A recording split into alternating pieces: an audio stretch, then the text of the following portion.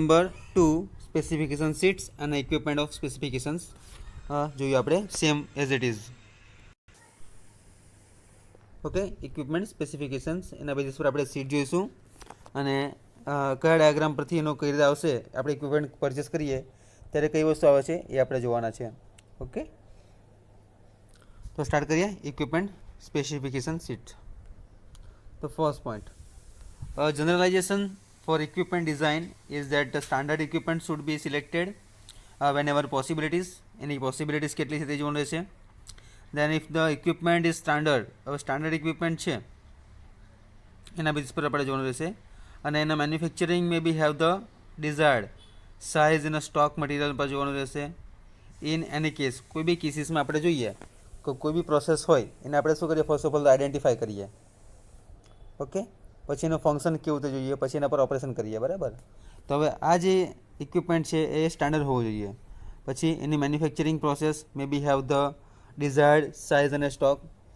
In any cases the manufacturing case usually quite a lower price and give better guarantees for a standard equipment than for a special equipment. Simply જે આપણે કહીએ છીએ એના basis પર કઈ રીતે કહીશું આપણે, એક સીટ જોઈએ એના બેઝિસ પર, આ એક સીટ છે. ઓકે, એના બેઝિસ પર આપણે આઈડેન્ટિફાઈ કરવાનું છે. ઓકે, ધીસ વન અને one more this one. Okay, is heat exchanger અને ડિસ્ટિલેશન કોલમ આપી છે એરિયા સીવ ટ્રે કોલમ, ડિસ્ટિલેશન કોલમમાં આપણે ટ્રે યુઝ કરીએ છીએ એના બેઝિસ પર આપણે જોવાનું છે. Okay, this is the simply equipment specification sheet. Let us continue. Generalizations for equipment design is that standard equipment should be selected whenever the possibilities. If the equipment is standard and the manufacturer may have the desired size in stock, in any cases the manufacturing can usually quite a lower price and give better guarantees for standard equipment than the for specialized equipment. એના basis પર આપણે જોવાનું રહેશે. Before manufacturing is contact, the engineer should be evaluate the design needs and prepare શરૂઆતનું કાર્ય, જે specifications છે ને કઈ કઈ વસ્તુ આવે છે જોવાની રહેશે. and then the sheet for a equipment. હવે ટોપિક પરથી જ ખ્યાલ આવે છે કે સ્પેસિફિકેશન શીટ્સ અને એના ઇક્વિપમેન્ટ કયા કયા આપણે યુઝ કરવાના છે. એમાં આપણને સ્પેસિફાઈ કઈ રીતે કરે, કેટલો ડાયામીટર છે, એની રેન્જ કેટલી છે, કઈ રીતે કાર્ય કરશે. Okay, then the before a manufacturing is contact, the engineer should be evaluate the design need and prepare a preliminary specification sheet for the any equipment. This preliminary specification sheet can be the by engineer as a basis for the preparation of the final specification, or it can be sent to a manufacturing with a request for suggestions and fabrication informations. Any preliminary specification sheet also equipment should be the following. હવે આ જે point છે ને આપણે follow કરવાના છે, this 1 to 9 point.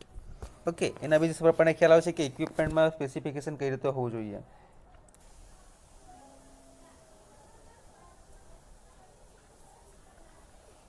Okay, તો first one is identification. હવે આપણે કોઈ બી ઇક્વિપમેન્ટ લઈએ તેને આપણે ચકાસીએ ખરા, આઈડેન્ટિફાઈ કરીએ. ઓકે, એક કોઈ બી ઇક્વિપમેન્ટ હોય, હવે સિમ્પલી આપણે કોઈ બી કપડાની દુકાને જઈએ, કોઈ બી ક્લોથ પરચેસ કરીએ તો એના બેઝિસ પરથી આપણે ખબર પડે કે એ ક્લોથ કયા ટાઈપનું છે. ઓકે, આ સિમ્પલી ક્લોથ છે, એનો કલર કેવો છે, સાઇઝ કેટલી છે. ઓકે, બધી રીતે આપણે ચેક કરવાનું રહેશે.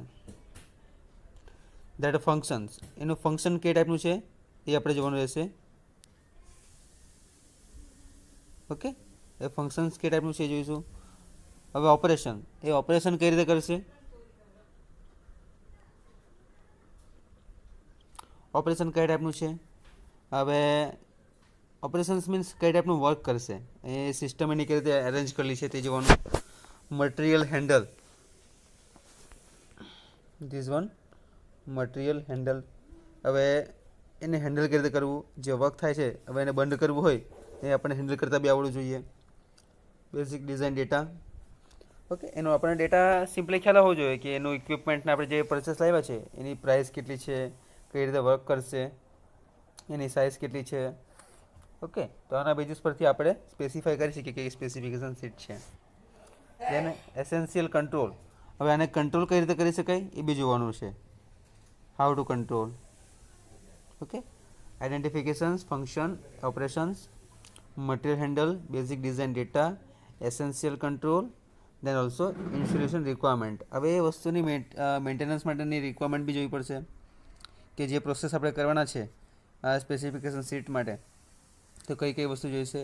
ઓકે, અલાઉ એન્ડ ટોલરન્સ કેટલું લાગે છે તે જોવાનું. અને last one is a special information for a details pertinent to the particular equipment such as material of construction including gaskets, installation charge, necessary delivery date, support and special design detail for comment માટે. કે આટલી વસ્તુ આપણે ખાસ જોવાની રહેશે. The final specification can be prepared by the engineer. However, care must be exercised to avoid unnecessary restrictions. The engineer should allow the potential manufacturing for fabrication to make suggestions before preparing detailed specifications. In this way, the final design can be included the small changes. Okay, હવે main છે આપણે flow diagram કે specification seat પરથી આપણે કઈ રીતે discuss કરવાનું છે. Okay, and the preparing detail specifications in this way the final design can include in the small changes that reduce the first cost with number of decrease in the effectiveness of equipment. For example, the tube in standard heat exchanger are usually 2.44 3.36 in length આપી છે આપણને simply આ business માટે, and the length are the ordinarily kept in the stock by manufacturing and maintenance department કેટલો છે. If a design in this process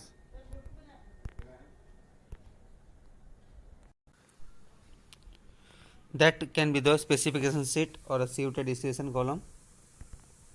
Okay, this is a if a design in this process. Okay, a material construction main છે discussion part for this one CUT idea specification sheet આપી છે આપણને કોના બાબતે specification seat. હવે કયા date પર આપણે પરચેસ કર્યું છે એ જોવાનું રહેશે, ક્યારે ખરીદ્યું. હવે આઈડેન્ટિફિકેશન માટે ટીમ, આઇટમ નંબર અને નંબર ઓફ રિક્વાયર્ડ આટલી વસ્તુ. ઓકે, ટીમ, આઇટમ નંબર અને નંબર ઓફ રિક્વાયરમેન્ટ. હવે ફંક્શન્સ કયું છે એ જોવાનું રહેશે, ફંક્શન કઈ રીતનું છે એ જોવાનું. દેન એના ઓપરેશન્સ કયા છે એ જોવાના. આપણે જે પોઈન્ટમાં જોઈએ ને ધીસ વન આટલા પોઈન્ટ ફોલો થવા જોઈએ ડિઝાઇન સ્પેસિફિકેશન શીટમાં. Identification, function, operation, material handle, basic design data, essential control, installation requirement, allowance, tolerance, special information and design patients. Okay,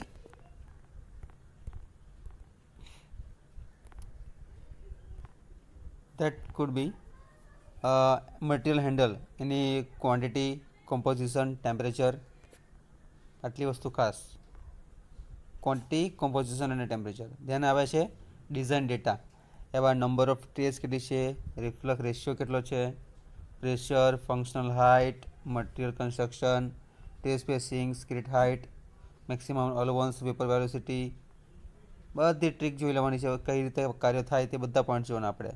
રિકોમેન્ડેડ inside diameter કેટલો છે. હવે મેઇન વસ્તુ આવે છે યુટિલિટીઝ પ્રોસેસ. હવે યુટિલિટીઝમાં કઈ રીતનું કાર્ય કરે, યુટિલિટીઝમાં એ કઈ રીતનું કાર્ય કરે એની પ્રોસેસ કઈ છે, કંટ્રોલ કઈ રીતે કરી શકાય, ઇન્સ્યુલેશન અને ટોલરન્સ, અને લાસ્ટમાં કોમેન્ટ એન્ડ ડ્રોઈંગ. જે શાના માટે છે, CUT માટે છે.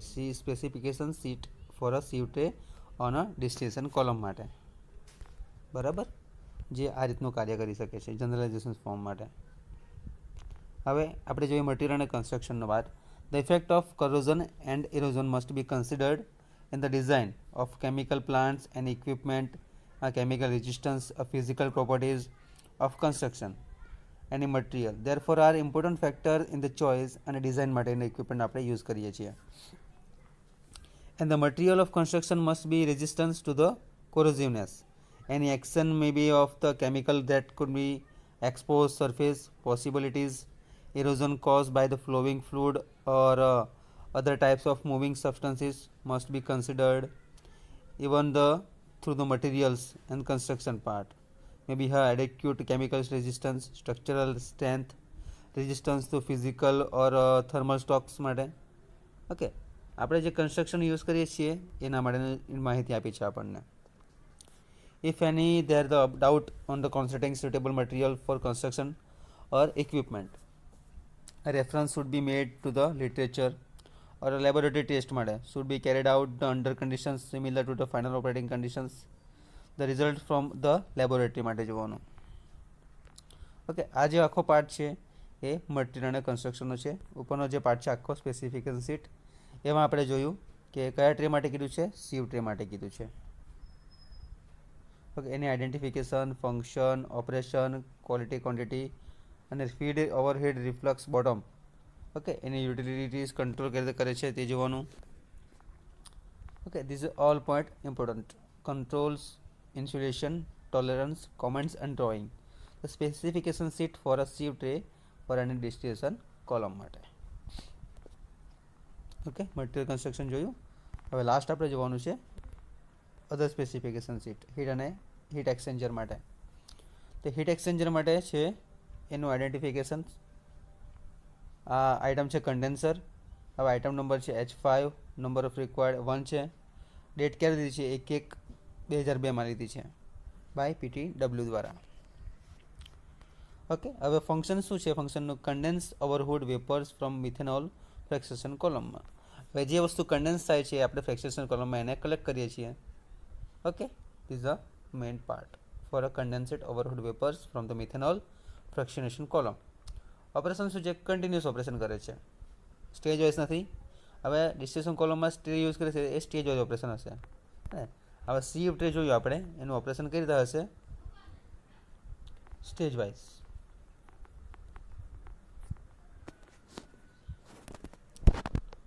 સ્ટેજ વાઇઝ ઓપરેશન છે. ઓકે, આ કન્ટિન્યુ છે. હવે ટાઈપ કયું છે? એમાં હોરિઝોન્ટલી આપ્યું છે, ફિક્સ ટ્યુબ સીટમાં આપ્યું છે, એક્સપાન્સર રિંગ સ્ટીલમાં આપ્યું છે. હવે ડ્યુટી કેટલી છે? 1000 kilowatt, outside area 44 meter square.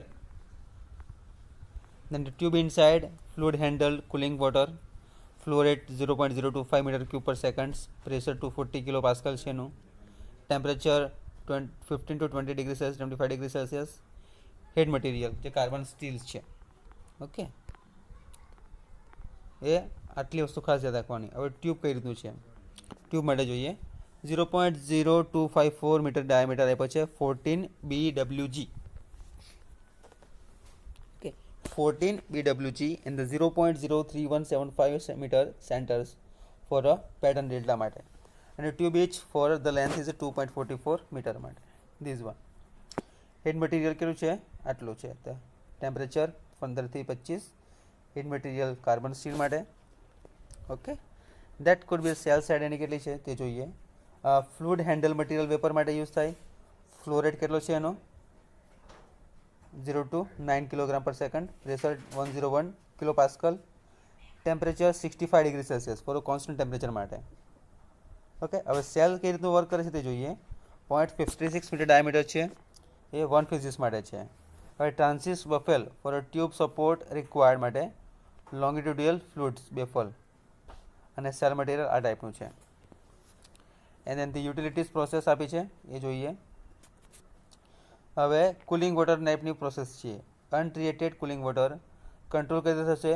તો cooling water rate control by vapour temperature in a vent line માટે. ઇન્સ્યુલેશનનું છે આ એક 0.051 મીટર રોક ક્રોક for equivalent any weather tap or the fluid. Tolerance કેટલું છે? Tubular exchanger manufacture association, TEMA. નામ યાદ રાખજો, ફૂલ ફોર્મમાં પૂછી શકાય 1 માર્ક્સમાં. સ્ટાન્ડર્ડ માટે છે. અને location and size for lines for outlets on in a drawing. જે પ્રમાણે તમે સીટ ડ્રો કરશો એ રીતે આવશે. જે આગળની સીટ આપી છે તમને એક્ઝામ્પલ આપી છે કે આ રીતનું એક આઈડેન્ટિફિકેશન હોઈ શકે, અને એક એક્ઝામ્પલ આપ્યું છે તેમાં બધો ડેટા તમને આપ્યો છે heat એક્સચેન્જરનો. Okay, the specifications called by for a tubes and the length આપી છે એની પ્રોપરલી કઈ રીતે હીટ આપી શકે. ઓકે, એનામાં કેટલા મીટરની ટ્યુબ હોઈ શકે, એમાં હીટ એક્સચેન્જરનો લેન્થ કેટલી છે, રિપ્લેસમેન્ટ કેટલી વખત કરી શકાય, ફિગર આપી છે એની. ઓકે, તો બંને ફિગરમાં આપણે જોયું કે કઈ રીતનું કાર્ય કરી શકાય. Then main point for this line, this one to this one. However, to certain types of equivalent involving unusual or extremely operating conditions, the engineer may be need to the extended the specifications to include additional details of the mechanical design and location, size of outlets, support and other essential fabrication information can be presented with the specification in the form. અને comment અને drawing માટે આપણે એનો use કરી શકીએ છીએ. Okay, this was simply discussion part for a specification sheet અને equipment for a specification sheet. Thank you so much. Next લેક્ચરમાં આપણે નેક્સ્ટ ટોપિક જોઈશું.